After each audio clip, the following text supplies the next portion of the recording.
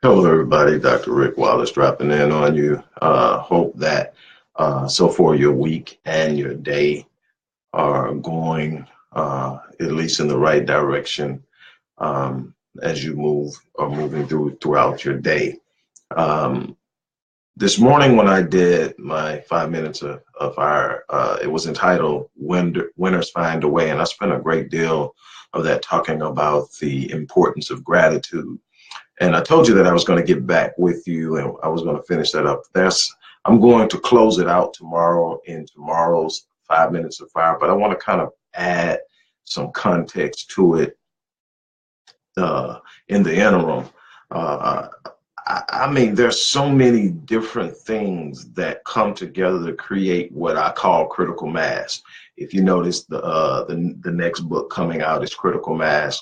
My top program and event is Critical Mass. And people say, well, what does critical mass come from? Critical mass is something I found when studying quantum physics, which has a great deal to do with how we're able to influence the world around us, how we literally have the universe at our disposal when we know how to control our thinking, to control our expectations, to control our beliefs and the energy we emit on a consistent basis with an understanding of how the universe responds to that energy, not just other people, but the universe at different levels of consciousness responds to our emission of energy from our consciousness, how we are seeing the world, how we are viewing the world around us. Our perspective, so to speak, has an immense impact on the energy we emit, the frequency we operate from.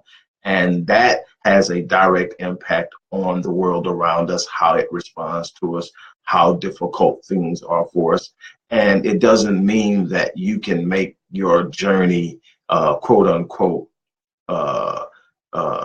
happen without having challenges and obstacles, but how you view those obstacles are going to determine the energy level in which you engage them. And the energy level in which you engage them is going to determine how successful you are at dealing with each one of those obstacles. You're not going to get rid of the obstacles. You're not going to get rid of the challenges. You're not going to just completely get through whatever it is you're trying to accomplish without experiencing some frustration, some delay, some setbacks, difficulties, people getting in your way, people talking about you, people closing doors in your face. That's a part of the process. Again, you've heard me say this, I don't know how many times, that process always precedes promise.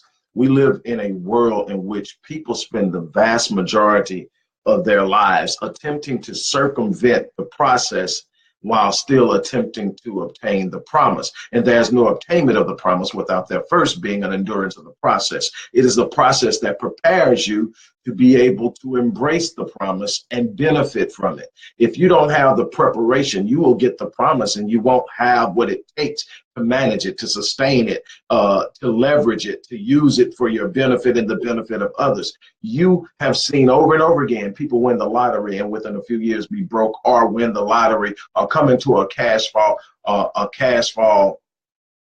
because they're an athlete or whatever, and totally destroy their lives. Why? Because the process leading to the obtainment of such a large and significant force in their lives didn't prepare them, because they found a quick way around it. They thought they circumvented it, but they only ended up destroying or setting themselves back and frustrating themselves. It is in the process that you are prepared to achieve and then embrace and leverage the promise. See, it is in the leveraging of the promise that you are able to expand your power and your impact and your reach in the world around you, which should be your goal. Your goal should be able to your goal should be creating an ability to change the world around you. Your goal should be a desire of being more impactful and having greater capacity to make other people's lives better. You should get the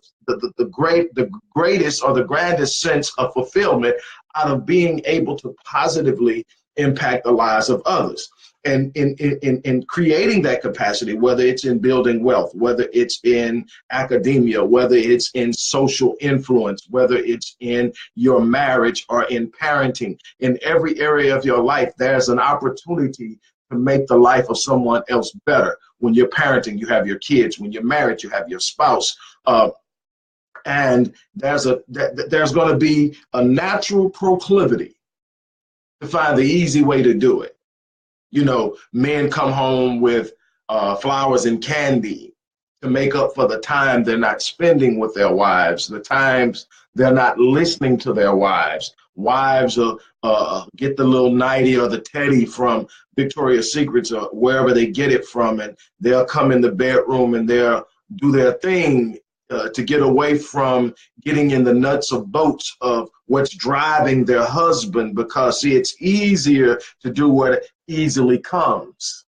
But that's not where promise is delivered. Promise is delivered in the pits of sacrifice and process, of stepping outside of your comfort zone and dealing with the challenges that are in front of you for the sake of becoming better. So the process cannot be circumvented if you ever expect to obtain and sustain the promise over a long period of time. You may have a flash in the pan, but where is it going to be a year from now, 2 years from now, 5 years from now, if the greatest part of your adult life has been experiencing delay and or having not gotten anywhere close to where you know you should be? Then you have to ask yourself, what part of the process am I circumventing? What part of the engagement in the process am I attempting to get around? How am I trying to hide from it? See, a lot of people don't like the process. Number one, because it makes them uncomfortable. You won't get character in comfort. You know, I remember going through a process in my mid-20s, starting in my early 20s and ending in my mid-20s, in which the man who is my father, but also my biological great-grandfather, my legal father, but my biological great-grandfather, my dad, C.D. Wallace, was at the end of his life, and he found out he had leukemia, and there were some other complications that went along with it. And, you know, he's in his late 70s when he finds out, and the doctors give him a couple of weeks, and he decides, now I'm not ready yet. And he tells him, I'm not dying in 2 weeks, and he keeps his word. But during this process, I have this one thing. I don't want to go through the pain of losing my father. I don't want my father going through the pain of suffering. And I'm demanding of God that it stops. And I'm trying to get out of this, not understanding that it's the process. See, I just know what I want. I'm not understanding that in order to be who I need to be, it's not always about what I want. It's about what I need at the time to prepare me to take the next step. And see, my grandfather's life was a part of my preparation, but I didn't understand that. But I remember going through this part, and there was this part where I was just like, okay, look, this is it. I started thinking of, you know, especially back then, you know how you know, if we come from that Christian background, we know the scriptures that demand and say what we can have, right? The promises, we know them. And the problem is they were mostly taught to us without the context of the process. We don't want to look deep enough to get into the process. We just know the promise. So I'm quoting these scriptures, and I've never been one to sit up and say I've heard God audibly, because that has not been my experience. But I understand the consciousness of God, and I understand how to feel it, and I've always been able to do that. And I remember demanding of God, you know, whatever you call it. If you call it the universe, you call it life, you call it God, it's the same thing. It is the infinite intelligence, the infinite power that holds all things into the order that keeps things the way they are. And I remember demanding, you know, that my grandfather's going to have a long life, that he's going to be healed, that all these things are going to happen. And I'm demanding. Here I am, this 20-something-year-old kid, and I'm demanding this from God, and I'm demanding this. And one night I'm just laying up and I'm crying, I'm just so emotional. And then a still calm came. And I remember listening to the consciousness. It wasn't an audible voice, but it was clearer than an audible voice. And it said this to me. It said that you have become too encompassed and engrossed in the idea of comfort. But I'm more concerned about your character than I am your comfort. I can't build integrity in comfort. I can't grow you in comfort. I can't create the intensity and fortitude of an inexorable passion to get through things in comfort. And I was sitting there and I was looking at it, and I went and had a talk with my grandfather the next day. And I told him I loved him. I told him that I thanked him for everything that he had ever done and was for me and to me. And I told him that I wouldn't let him down. And I still get emotional thinking about it, but I told him that I wouldn't let him down. And he said, I love you. And I hope that I have been an example of what it means to be a man and what it means not to accept excuses from yourself or anyone else. And a couple of weeks later, he was gone. And I remember, this was in 1992. And I remember in 2012, much worse than 1992, the worst year of my life. I lost my sister. I lost my brother-in-law. I lost everything. I mean, it was like if something was going wrong, it happened in 2012. And yet, not one time did I ever sit up and think or ask to be brought out of it. My only promise I spoke was not asking. The only thing I ask is when I sit down and I had my conversation with God the way I have my conversation. I said, I'm not asking to be taken out of this. I understand how this thing works now. I've worked this for a while now. I've become pretty good at it. I understand this is a part of the process. I got that. The only thing I ask is that you don't let me die while I'm here.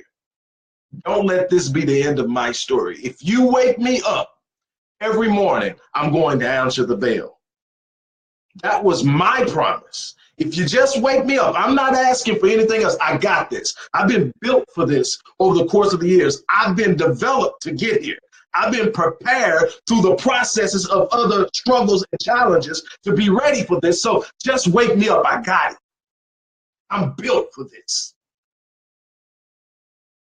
Everybody was counting me out. They think I didn't hear what was being said. They were counting me out. A lot of them were sitting back waiting on me to fail, waiting on me to just throw in the towel.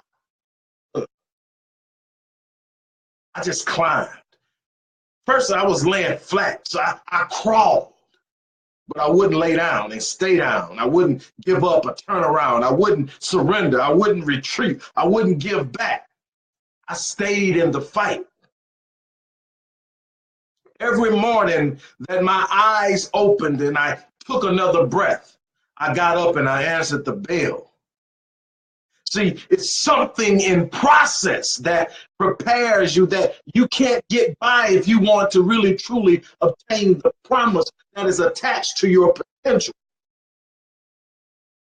And say, well, and I'm going to close out with this. Some people said, well, Rick, man, with everything you went through, you lost all the stuff you worked hard to build, your wealth, your home, your cars, your money. You lost your sister, your brother-in-law. I mean, I lost my brother-in-law, and less than 2 weeks later, my sister was gone. Not the sister that was married to the brother-in-law, another sister. I had already buried a sister and a stepmother a few years before that. And here I was, I'm dealing with all of this. Then I'm dealing with the fact that people know and aren't doing anything. And I mean, imagine putting a demand on yourself and understanding. Because I said, how did you do it? I said, gratitude. I never allowed gratefulness to escape me. I never traded in my gratitude for envy. I never traded in my gratitude for bitterness. I never traded in my gratitude for anger. I never traded in my gratitude for fear. I never traded in my gratitude for hatred. I decided that I was going to find something to be grateful for. Now, imagine having to wake up in the morning and you got snow laying on top of you. And then you got to find something to be grateful for. But I did it. And it was during this time when I was going through that every day I would wake up, I would do the work I needed to do to earn the money that I needed to earn to advance myself. But I would show up at the homeless shelter. I was in Dallas, Texas. There's a place called The Bridge, right outside of downtown. That's probably the largest homeless shelter in the area. And I would go down there and I would minister and speak to people, encourage people. But then I set up a food truck that would come by. We kept getting kicked out by the police because it violated the food. But I was down there and I was speaking to these people, and nobody knew that most of them probably were going to have a better place to sleep that night than me. But I showed up every day. Then I went to a place called the Promising Youth Alliance, and I spoke to the kids there. I started to develop a relationship and a bond with the kids there. See, I kept a heart of gratitude. I found a reason to be grateful because I was still breathing, which meant I was still in the fight, which meant that I wasn't done yet. And so I kept on. Before you knew it, I had my own place. Before you knew it, I was rebuilding my businesses. Before you knew it, I was coming out of it. I'm nowhere near getting back where I was, but I'm not where I was in 2012 either. I'm talking about gratefulness that is born out of a heart of gratitude.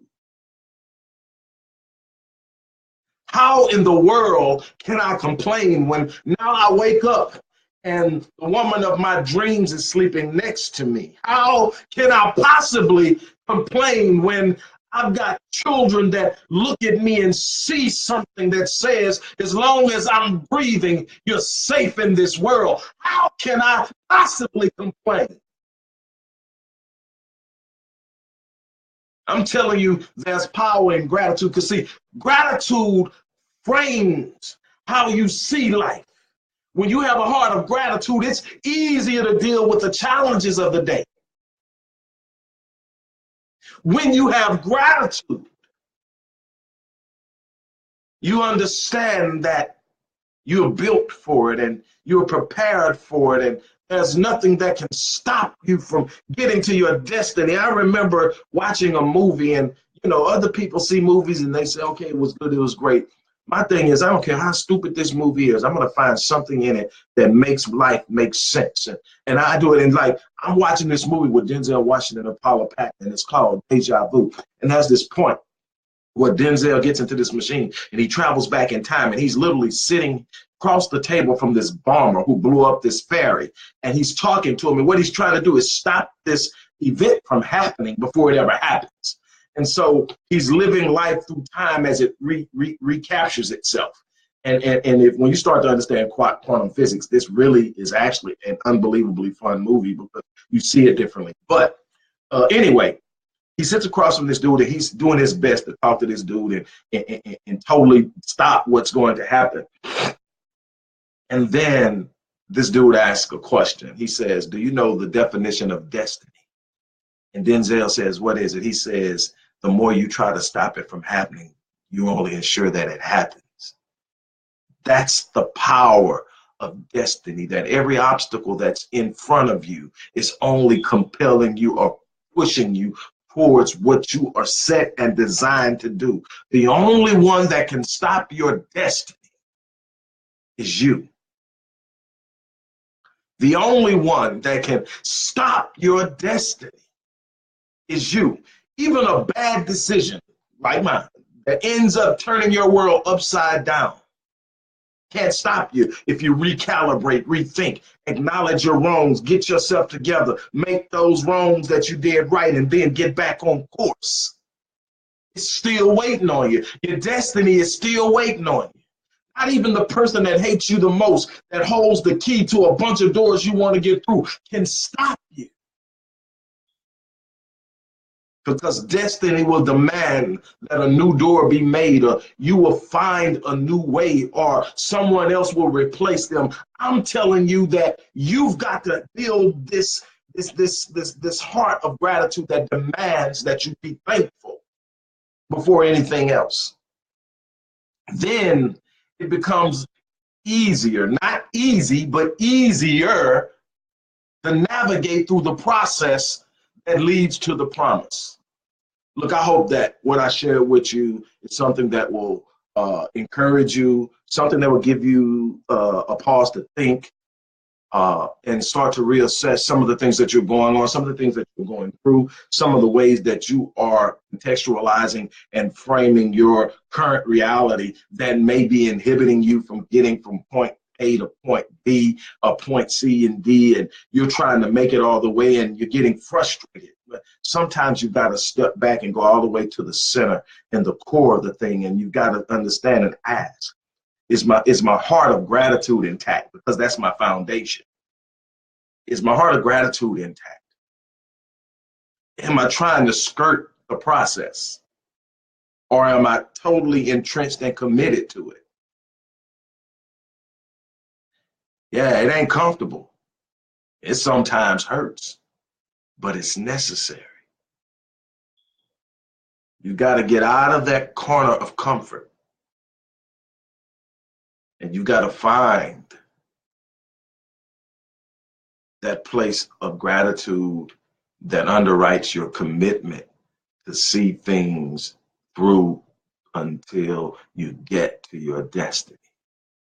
With that being said, look, I'm going to get out of here. Like I always say, I absolutely adore you guys. You guys are amazing. Whether you know it or not, you are absolutely amazing.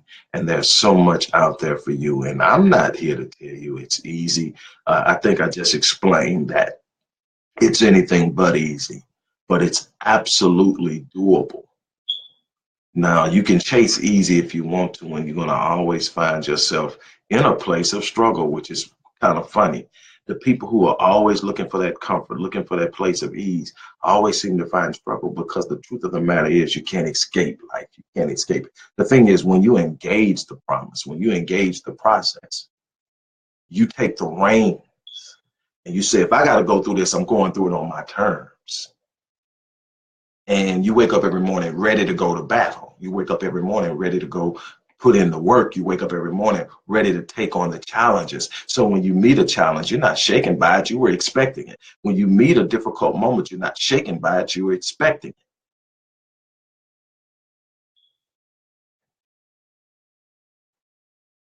Don't give up, no matter what you do. Find your destination, pick that destination, make it clear, make it vivid, make it certain, and then do everything in your power to get there. No surrender, no retreat. Don't turn around, don't let go, don't give up. If you're still breathing, you're still in the fight. With that being said, I'm out of here. You guys have an unbelievable day. Peace.